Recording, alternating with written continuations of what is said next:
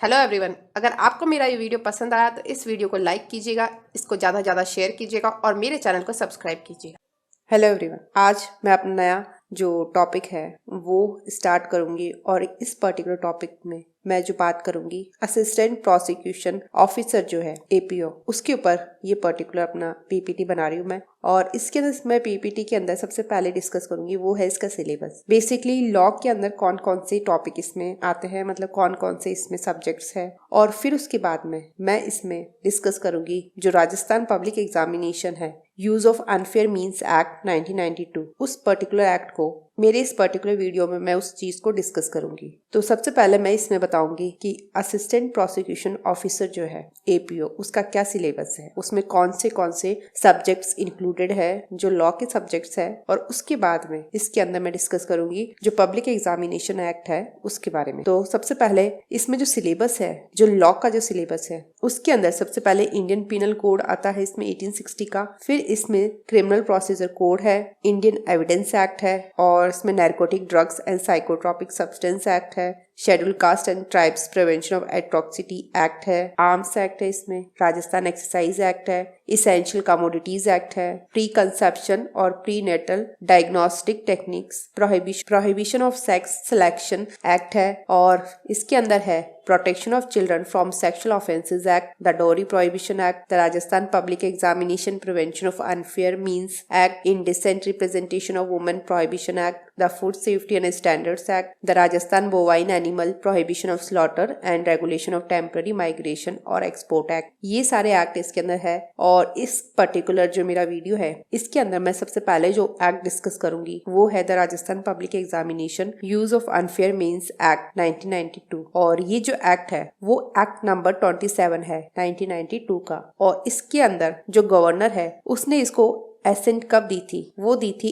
8th day of November 1992, मतलब 8 नवंबर 1992 को इसको एसेंट मिली थी गवर्नर से। इसके अंदर इसका जो प्रेम्बल है वो बात करता है कि किसी भी तरीके से जो लीकेज है क्वेश्चन पेपर का वो नहीं होना चाहिए, उसको रोकना, उसको किसी भी तरीके से प्रिवेंट करना, वो एक तरीके से इसका ऑब्जेक्ट है। और अनफेयर मीन्स यूज नहीं करना किसी भी पब्लिक एग्जामिनेशन में, उस चीज को भी प्रिवेंट करता है। और उनसे रिलेटेड जो भी मैटर्स है जो कनेक्टेड है उससे और उससे इंसिडेंटल है, मतलब उससे एंसिलरी कोई मैटर है, वो सारे मैटर्स भी इस एक्ट में दे रखे हैं। मतलब ऐसा कोई भी इस एक्ट का जो ऑब्जेक्ट है वो ये है कि किसी भी तरीके से जो क्वेश्चन पेपर्स है उनको लीकेज नहीं किया जाए, और किसी भी तरीके का कोई अनफेयर मीन्स है उसे पब्लिक एग्जामिनेशन में यूज नहीं किया जाए। उन सब चीजों को रोकता है ये एक्ट, उनको प्रिवेंट करता है। और उनसे रिलेटेड अगर कोई भी मैटर है वो सारे मैटर भी इस एक्ट में कवर होते हैं। और सबसे पहले जो इसमें सेक्शन 1 है वो बात करता है शॉर्ट टाइटल का। इस एक्ट का जो शॉर्ट टाइटल है वो है the Rajasthan public examination prevention of unfair means act 1992। ये इसका शॉर्ट टाइटल है इस एक्ट का। और फिर उसके बाद में इसका एक्सटेंड कहाँ तक है, इसका विस्तार कहाँ तक है, ये क्या है, ये पूरी जो स्टेट ऑफ राजस्थान है उस पूरी स्टेट पर ये एक्ट एप्लीकेबल होगा। और ये फोर्स में आया था एट वंस, मतलब जिस दिन इसको एसेंट मिल गई थी 8 डे ऑफ नवंबर 1992, उस दिन से ही इस एक्ट का मतलब एक तरीके से इन्फोर्समेंट हो गया था, वो लागू हो गया था, ये फोर्स में आ गया था। इसके अंदर अलग से कोई इन्फोर्समेंट की डेट नहीं दे रखी, तो ये सेक्शन 1 में दे रखा है। और सेक्शन 2 बात करता है डेफिनेशंस की। इसके अंदर जो डेफिनेशंस दे रखी है वो है सबसे पहले एग्जामिनेशन सेंटर की, और फिर उसके बाद में है पब्लिक एग्जामिनेशन की, और फिर इसके अंदर बेसिकली पब्लिक एग्जामिनेशन की जो डेफिनेशन है इसमें शेड्यूल के बारे में डिस्कस किया गया है, और फिर अनफेयर मीन्स की डेफिनेशन है, और उसके बाद में जो आईपीसी और उनसे रिलेटेड वहां पर अगर कोई चीज डिफाइन है तो उसके बारे में भी इसमें बता रखा है। सबसे पहले इसमें सेक्शन 2 में जो डेफिनेशन है वो है एग्जामिनेशन सेंटर, जो 2 के क्लॉज ए में दे रखा है। और एग्जामिनेशन सेंटर ऐसा कोई प्लेस है जो फिक्स है कि वहां पर पब्लिक एग्जामिनेशन होगा। वो पब्लिक एग्जामिनेशन को होल्ड करने के लिए अगर कोई भी प्लेस फिक्स है, या फिर इसमें उसका सारा प्रेमाइसेस भी आता है जो उसके साथ अटैच है, वो सारी चीजें एग्जामिनेशन सेंटर में आएगी। मतलब ऐसा कोई प्लेस जो पब्लिक एग्जामिनेशन कंडक्ट करने के लिए कोई प्लेस को फिक्स किया गया है, या फिर जो भी उसका प्रेमाइसेस है वो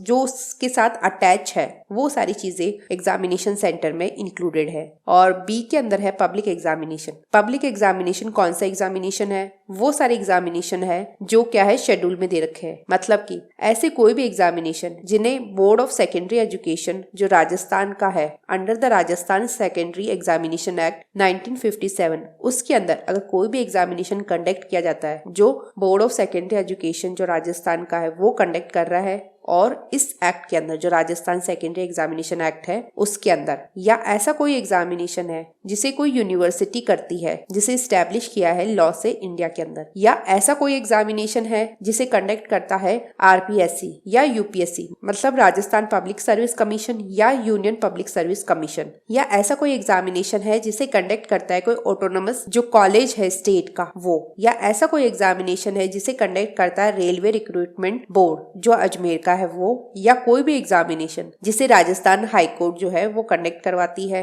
कोई एग्जामिनेशन है जिसे राजस्थान सबऑर्डिनेट और मिनिस्ट्रियल जो सर्विसेज सिलेक्शन बोर्ड है वो कंडक्ट करवाती है, या ऐसा कोई एग्जामिनेशन है जो ऑल इंडिया ट्रेड टेस्ट जो कंडक्ट करवाता है डायरेक्टरेट जो जनरल है ट्रेनिंग का न्यू दिल्ली और वो मिनिस्ट्री ऑफ स्किल डेवलपमेंट और एंटरप्रेन्योरशिप जो गवर्नमेंट ऑफ इंडिया है उसके अंदर अगर वो ऐसा कोई भी एग्जामिनेशन होता है जो ऑल इंडिया ट्रेड टेस्ट का है वो एग्जामिनेशन, और उसे कौन कंडक्ट कर रहा है, या तो उसे डीजीटी कंडक्ट करवा रहा है जो न्यू दिल्ली का है, या फिर कोई स्किल डेवलपमेंट की कोई मिनिस्ट्री कंडक्ट करवा रही है, वो सारे एग्जामिनेशन वो सब इंक्लूडेड है इसके अंदर पब्लिक एग्जामिनेशन में, और वो सारी चीजें जो है वो शेड्यूल में दे रखी है। और उसके बाद में जो सी है वो डेफिनेशन बताती है अनफेयर मीन्स की, मतलब कि ऐसा कोई मीन्स जिसमें वो किसी भी तरीके से अनऑथराइज हेल्प ले रहा है किसी भी पर्सन से, मतलब ऐसी कोई भी वो मदद ले रहा है किसी पर्सन से जो अथोराइज नहीं है, जिसे किसी भी तरीके से अथॉरिटी नहीं दे रखी, वो अनऑथोराइज अगर वो हेल्प किसी पर्सन से लेता है, किसी भी मटेरियल से लेता है, और वो मटेरियल चाहे रिटन हो,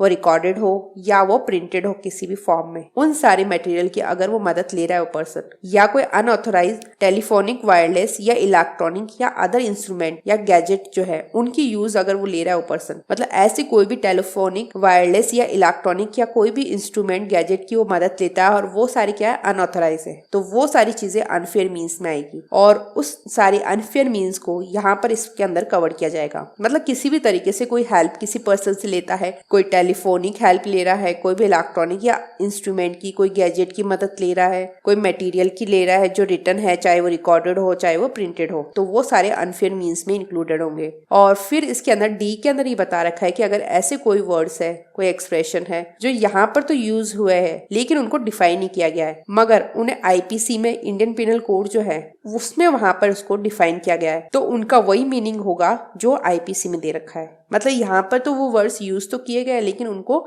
डिफाइन नहीं किया गया है, तो उन्हें आईपीसी में अगर उनको डिफाइन कर रखा है तो वहां पर आईपीसी की मदद ले सकते हैं यहाँ पर। फिर उसके बाद में जो सेक्शन 3 है वो बात करता है कि किसी भी तरीके से अनफेयर मीन्स का जो है यूज नहीं किया जाएगा और उनको क्या किया जाएगा, प्रोहिबिट किया जाएगा। मतलब किसी भी तरीके से अनफेयर मीन्स को प्रोहिबिट किया जाएगा कि उन्हें यूज नहीं किया जाए। मतलब कोई भी अनफेयर मीन्स है, मतलब कोई भी जो अनफेयर मीन्स है उन्हें किसी भी तरीके से प्रतिषेध किया जाएगा कि कोई भी पर्सन अनफेयर मीन्स का यूज ना करे। और फिर सेक्शन 4 जो है वो बात करता है कि अगर कोई भी पर्सन जो लॉफुली ऑथराइज नहीं है या परमिटेड नहीं है अपनी ड्यूटी से, और वो जो टाइम जो दे रखा है क्वेश्चन पेपर को डिस्ट्रीब्यूट करने का, उस टाइम से पहले अगर वो जो भी एग्जामिनी को जो टाइम दे रखा है उस पब्लिक एग्जामिनेशन में, वो जो टाइम है जो फिक्स है कि इस टाइम पर क्वेश्चन पेपर डिस्ट्रीब्यूट किए जाएंगे, तो उस टाइम से पहले अगर वो पर्सन क्या कर रहा है जो लॉफुली ऑथराइज नहीं है या परमिटेड नहीं है अपनी ड्यूटी से, वो पर्सन किसी भी तरीके से प्रिक्योर कर रहा है, कोई अटेम्प्ट कर रहा है प्रिक्योर करने के लिए, या फिर पॉजेस कर रहा है क्वेश्चन पेपर या उसका कोई पोर्शन या उसकी कोई कॉपी,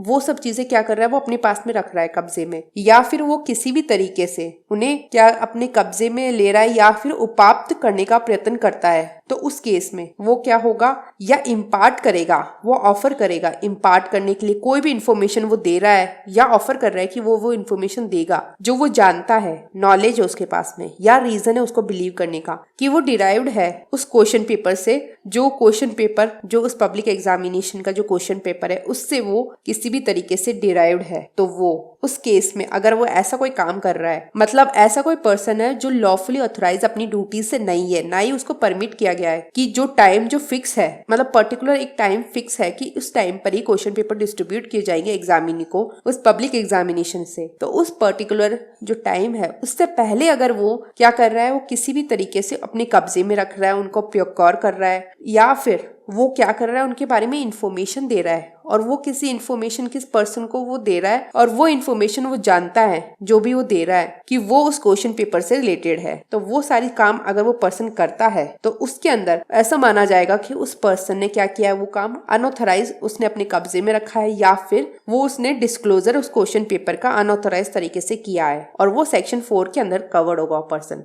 मतलब बेसिकली वो ऐसा कोई काम करता है जिसमें वो अपने या तो कब्जे में उस क्वेश्चन पेपर को रख रहा है, या फिर उसको क्या कर रहा है, जो भी प्रश्न पत्र है या उनका कोई भाग या उनकी कोई भी प्रति है उसको उपाप्त करता है, वो मतलब उनको अपने ना किसी भी तरीके से उनको प्राप्त कर रहा है, और उसके बारे में या फिर कोई ऐसी इंफॉर्मेशन वो दे रहा है जो वो जानता है कि उस क्वेश्चन पेपर से रिलेटेड है, वो उसको किसी भी पर्सन को ऑफर कर रहा है कि वो इन्फॉर्मेशन देगा, और वो कब दे रहा है, वो जो टाइम फिक्स है क्वेश्चन पेपर के डिस्ट्रीब्यूशन का, उस टाइम से पहले अगर वो ये काम करता है तो वो सेक्शन 4 के अंदर कवर होगा। और इसकी जो पर्टिकुलर जो पनिशमेंट है सेक्शन 3 की, सेक्शन 4 की, वो मैं अपने नेक्स्ट जो वीडियो है उसके अंदर डिस्कस करूंगी।